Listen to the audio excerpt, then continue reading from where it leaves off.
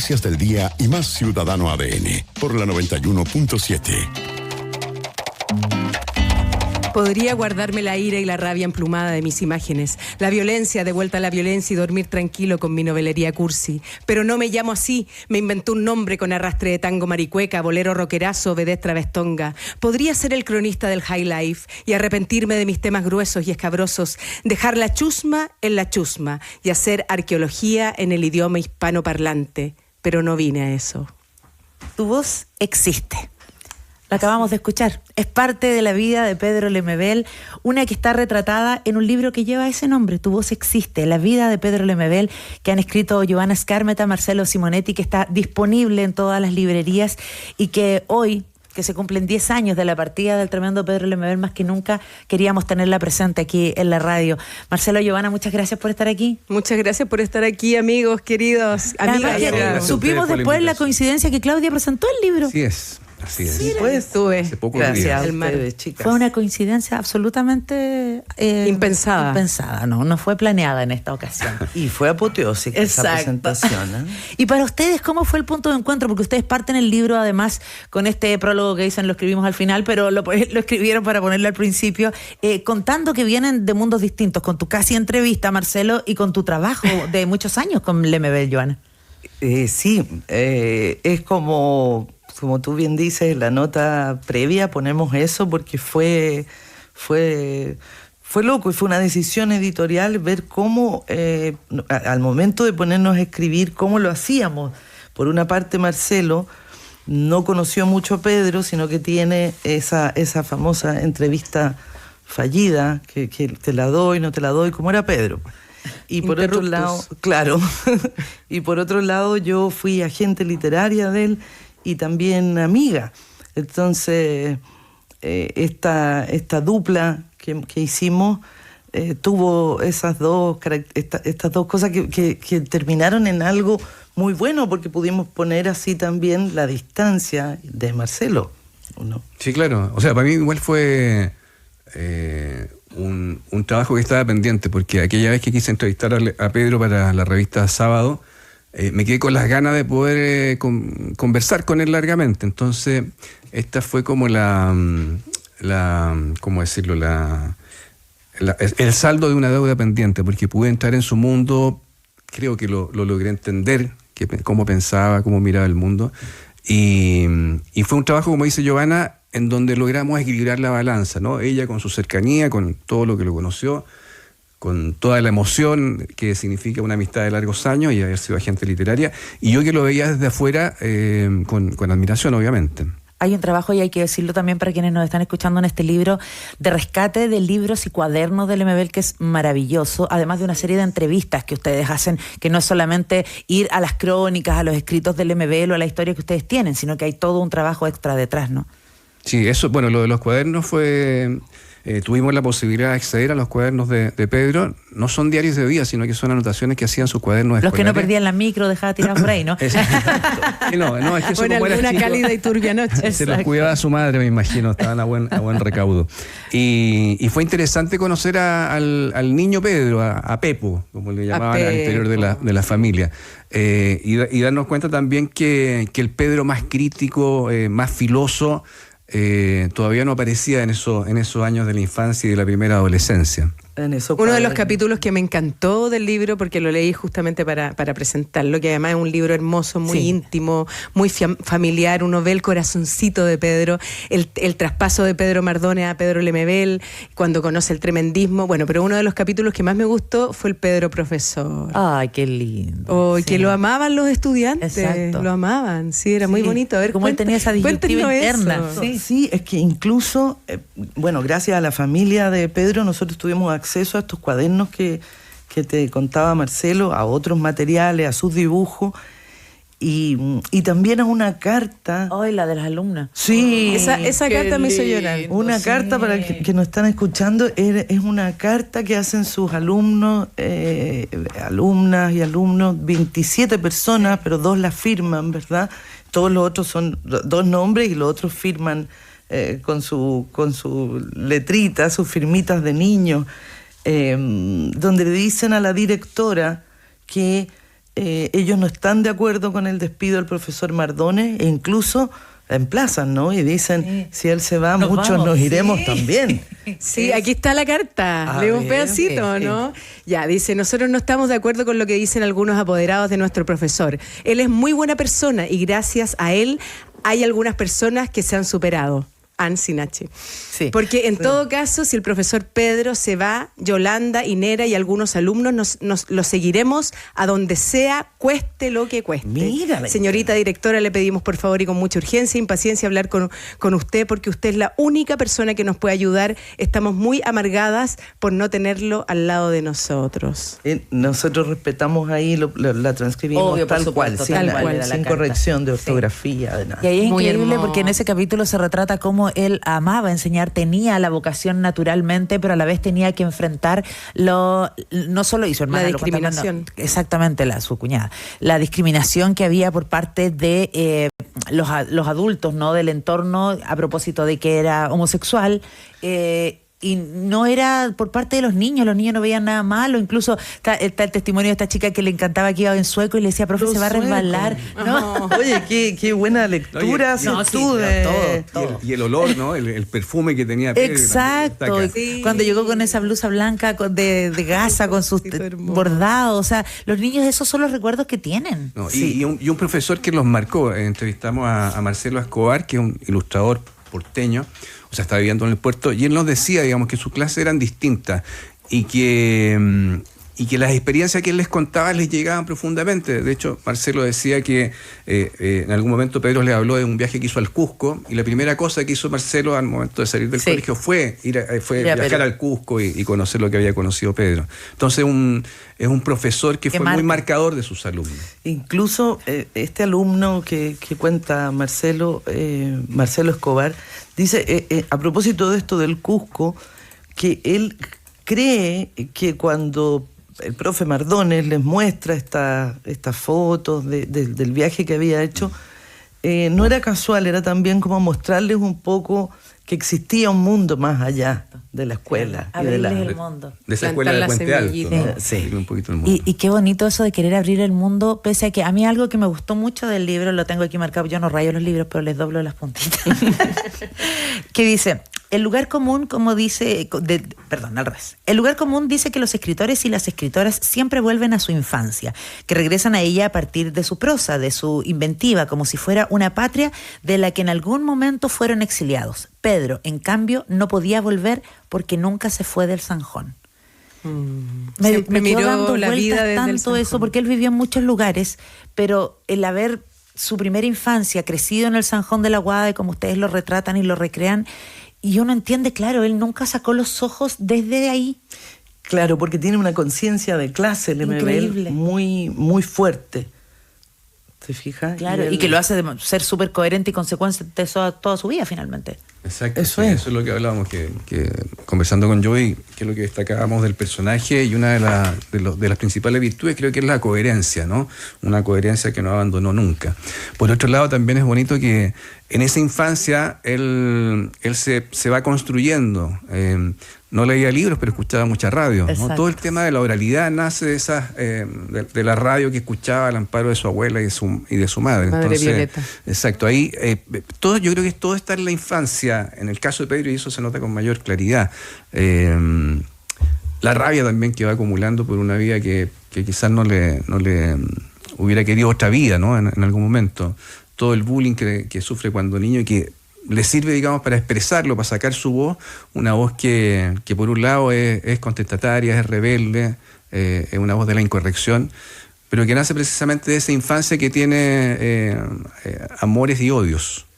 Ahora hay un... Perdón, Ya, dale.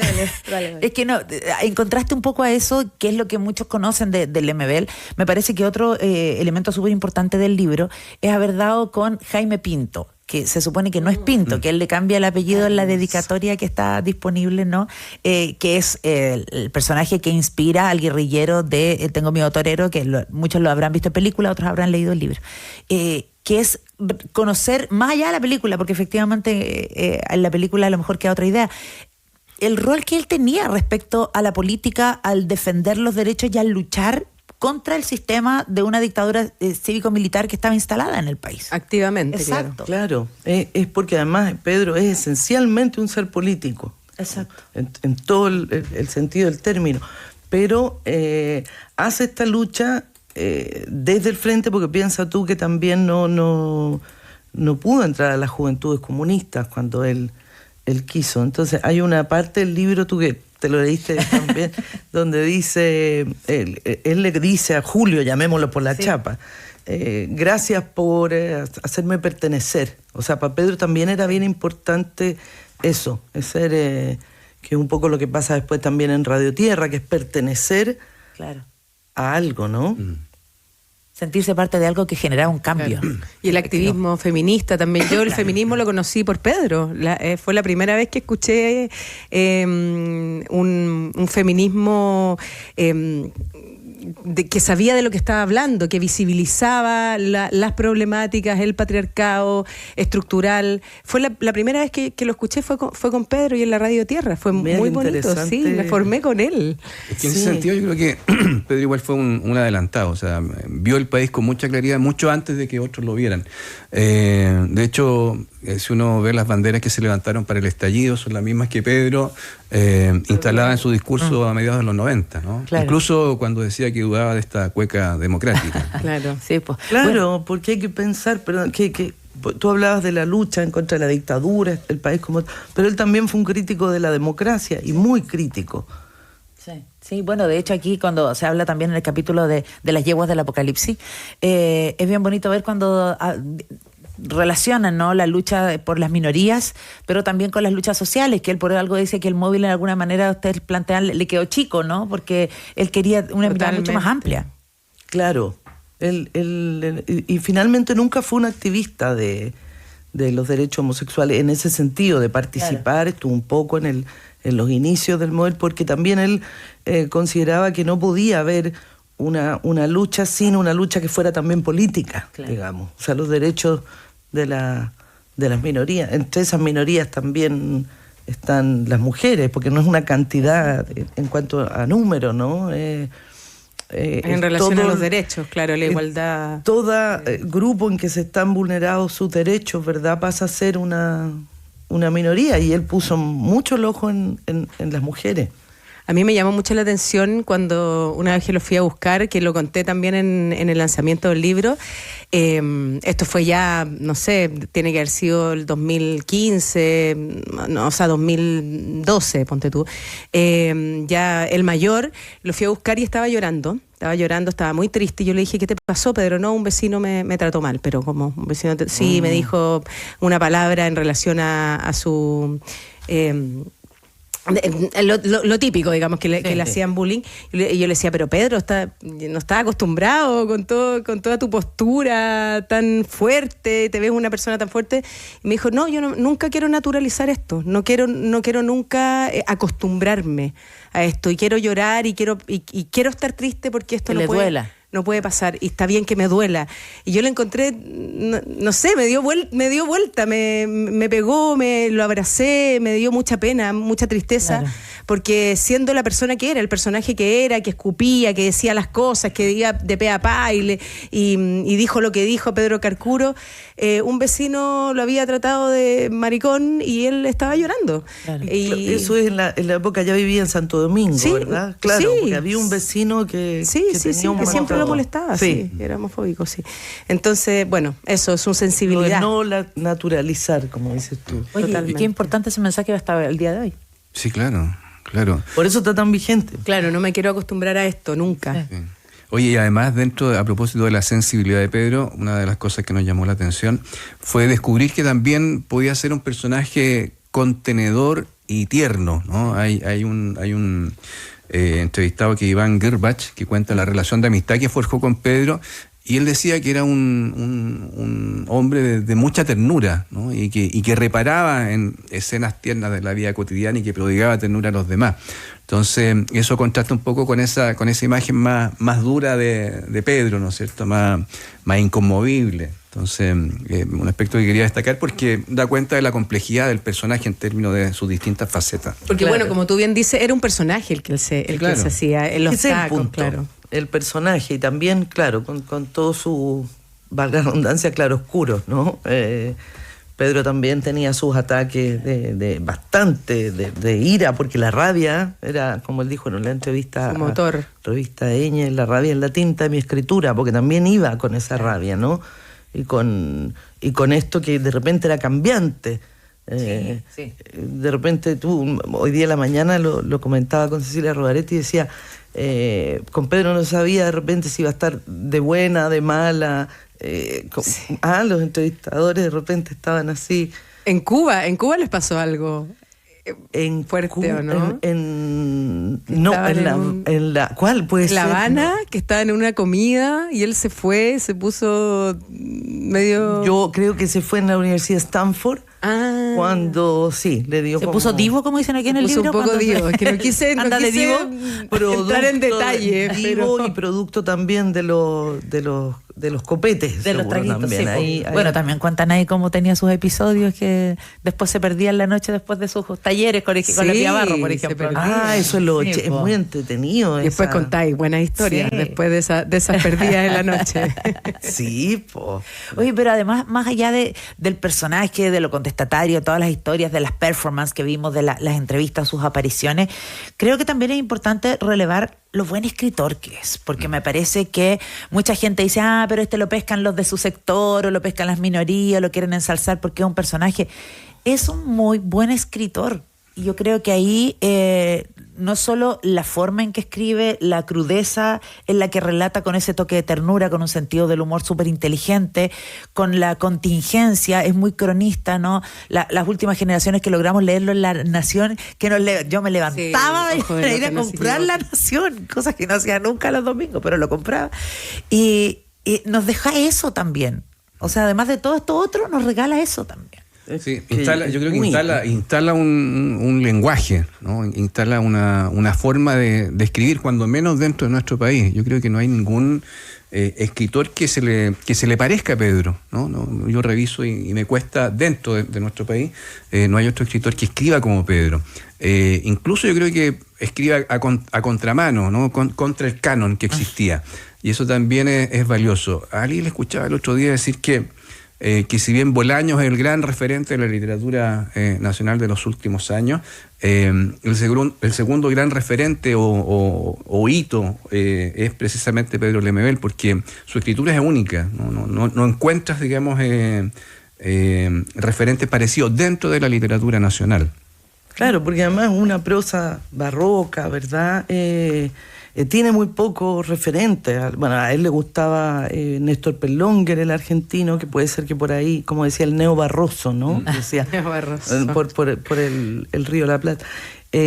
Pero es además una construcción que hace literaria que es única y que es muy buena y que por eso también se estudia mucho en la academia. Además que él no se encierra en su pieza a escribir, sino que sale a la calle, sale a cazar historias. Y eso es muy bonito porque en el fondo se nutre de la calle y él está mucho más en la calle que en su casa.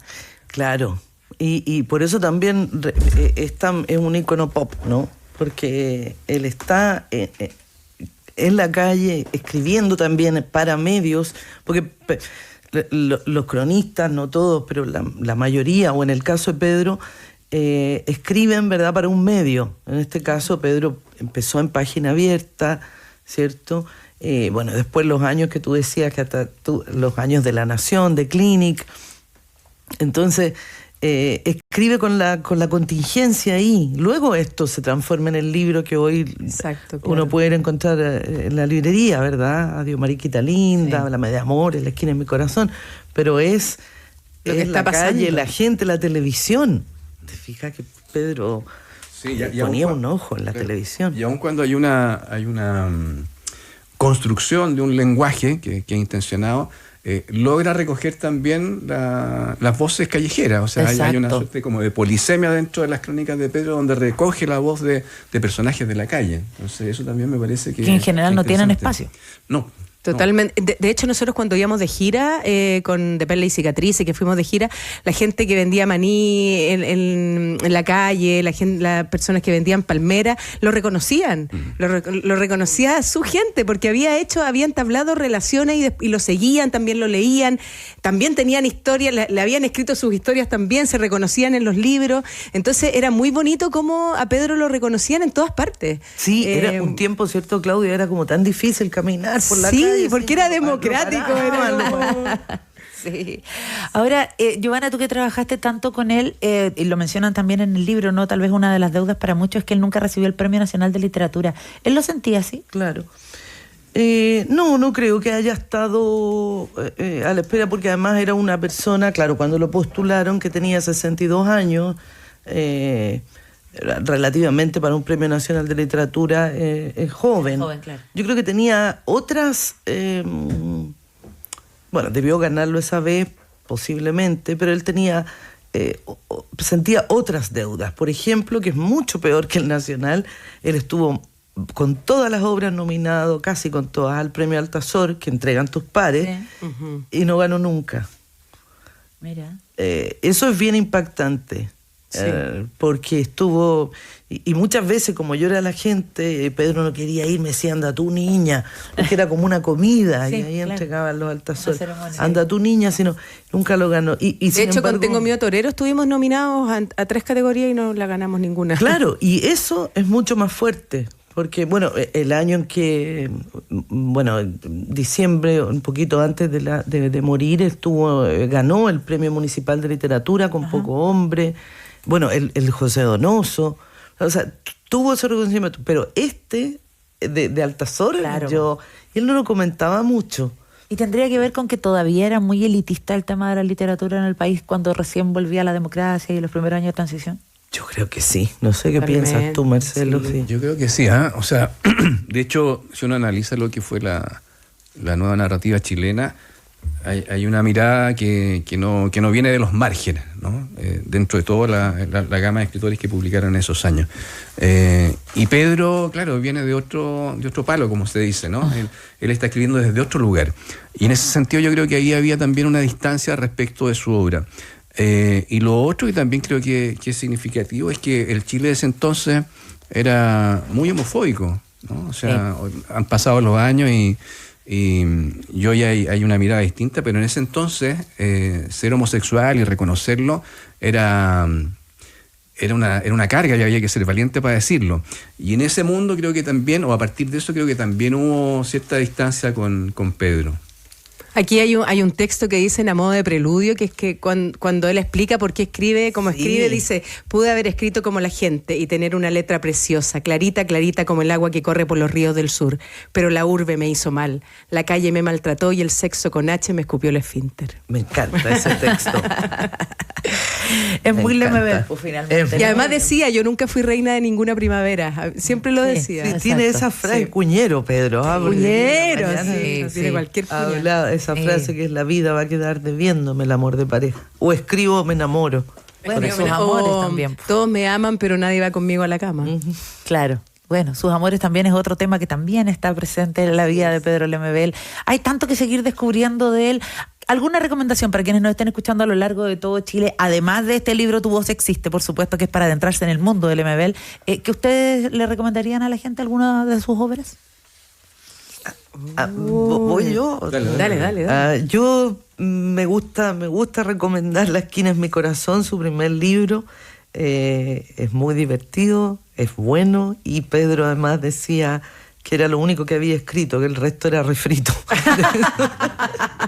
Ahí está todo, niña. Oye, a mí me gusta De Perla y Cicatrices. Es que, sí. De Perla y Cicatrices, la amo eso. Sí, a mí es mi libro favorito. Y yo voy a recomendar Tengo Miedo Torero, a pesar de que Pedro no tenía como cierta distancia con esa novela, pero por razones circunstanciales, ya que había muerto la madre de él cuando se lanzó el libro.